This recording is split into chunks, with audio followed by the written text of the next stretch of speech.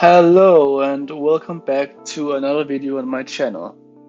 So today I will be reviewing the third season of Squid Game. So before we really get into the main section of this review, I'd like to talk a bit about sort of my relationship or my point of view, if you will, with the show or the season that is. So I've obviously seen the previous two seasons of the show and I have an immensely high opinion of them. I watched the original season in Korean with English subtitles, but from the second season onward, I have been watching the show with the English dub and English subtitles. And I know that some people have, shall we say, some very negative opinions about dubs, and I do too, to a certain extent. But as a person who doesn't understand a word of Korean and doesn't feel like watching a whole show while having to extensively read the subtitles, I just went for it because I thought that would be the best way for me to watch and enjoy the show. So yeah, this is just some stuff to keep in mind as we go along. And to repeat myself a little, I don't understand Korean, and I don't really have much of a context for Korean cultural stuff. So again, just keep that in mind. Anyway, getting into the spoiler-free section of this review, I really like this season.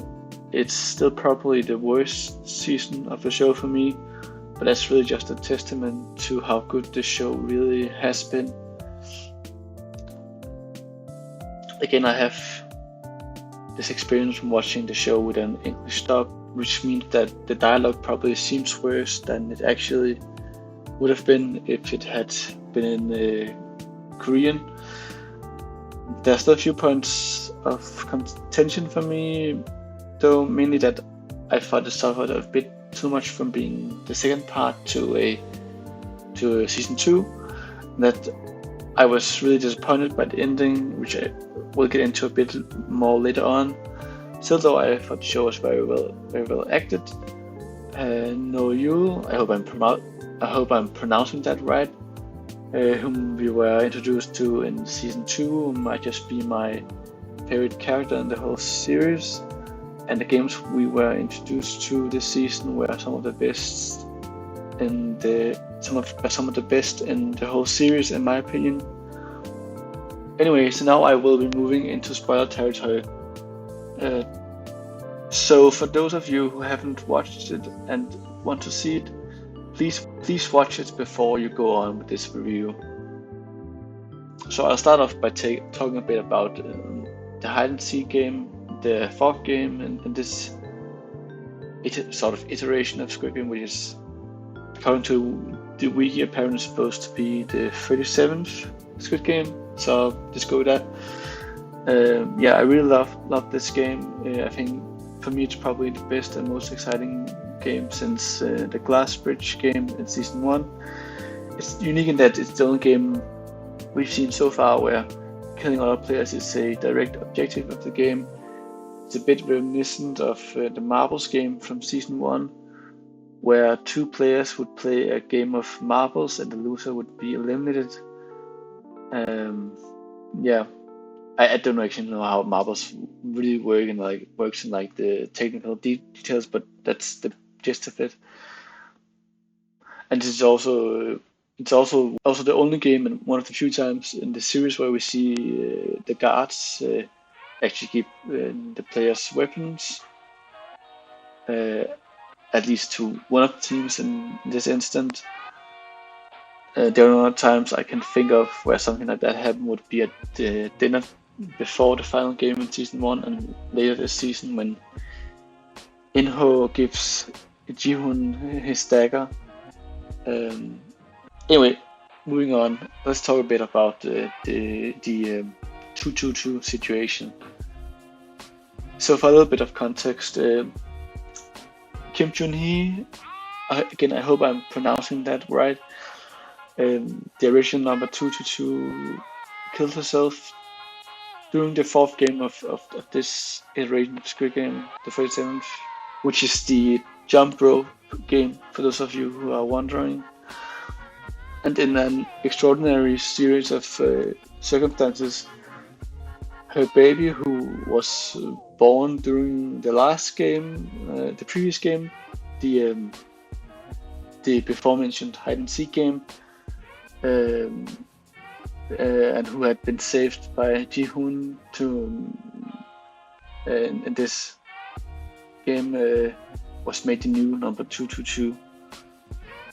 This is quite extraordinary because even though the games are obviously meant to be very predatory and a sick form of entertainment for VIPs, sort of an extreme version of a bedroom, which for those of you who doesn't know what that is, that's kind of like an urban legend, which is supposed to be like a live stream of sort, where people are tortured and killed for other people's amusement. Still, even though the games are portrayed as a predatory form of entertainment that takes advantage of people in huge depths, the game still has a weird sense of fairness to them, and like that almost feels weird to say, but because obviously they are being manipulated into participating in the games, but still they have some kind of choice in the matter of whether they want to participate, even if the people behind the games have a way of influencing that choice. And and the fair but heavy incentivized votes about whether or not to continue the game that they hold. Still, the new number 222, a literal baby, mind you, is made a part of the game without having any choice in the matter. And because he or she is a baby, they don't get to vote about whether or not to continue, and they also can't really participate by their own. So they are carried by Ji-hoon for the last 3 games, pretty much. And in an almost ironic adherence to this sort of fairness principle, the frontman goes out of his way to give the baby their prize money after they win the games, after Ji-hoon's sacrifice, and even flies to the US to give Ji-hoon's daughter his prize money. All of this, mind you, is after the island where the games were held has been abandoned. I mean, say what you will about the frontman and his moral failures, which he's got plenty of, but the man sure is dedicated to his principles. Anyway, moving on, I really like the characters this season, especially Song Ji-hoon, Kim Jun-hee, and Noel. Again, I hope I'm pronouncing those names right. But yeah, I thought that the jump rope game was exciting and another top tier game for me, and the final game was also very exciting as well. Yeah, it presented a very interesting dilemma that like they had to eliminate at least 3 people, and the majority had sort of already made up their minds about which 3 to eliminate, but then the actual game started, and they figured out that they had to eliminate at least 1 person per game, which made it kind of complicated because Ji-hoon and 222 were tied together. So that's very interesting. One other thing is that I really like the parallel between Ji-hoon and In-ho, with In-ho giving Ji-hoon the dagger, which was itself given to him by Lam, the old guy from the first season, in a flashback. He was given the dagger to kill other players,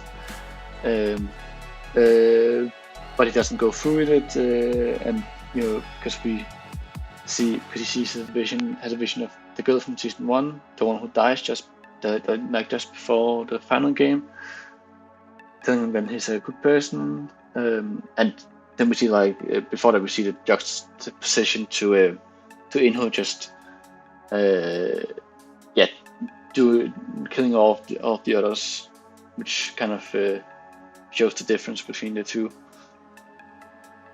And I also really liked Ji-hoon's speech in the end about, uh, well, yeah, how we aren't horses and that stuff, which pivots back to what he said at the end of season one. And also, I think it's sort of true, but also very interesting irony in that the final victor of in that the final victor of the game of this brutal game is a literal baby.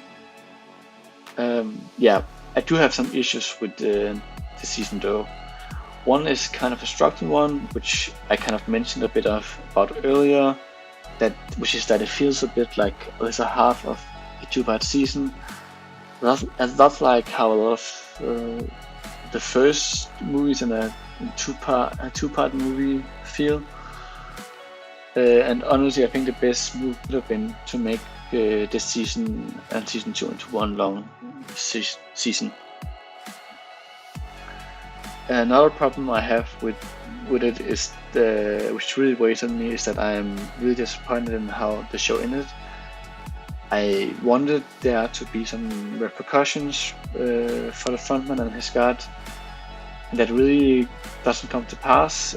Yes, the games are shut down, but the frontman and most of the guards get to escape without any real consequences, which almost leaves me thinking that the creators of the show wanted to give the message that in-house philosophy about how the people who are in the game deserve to be there was right, which feels really bizarre, and I'm sure that that's not their intent, but still it kind of feels that way.